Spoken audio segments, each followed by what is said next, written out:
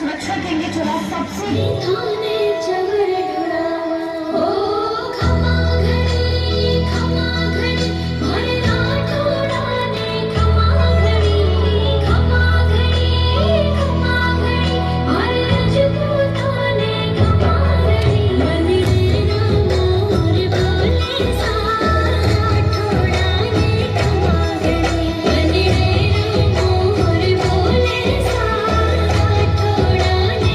નમસ્કાર મિત્રો, વાપી રિપબ્લિક ન્યૂઝમાં આપનું સ્વાગત છે.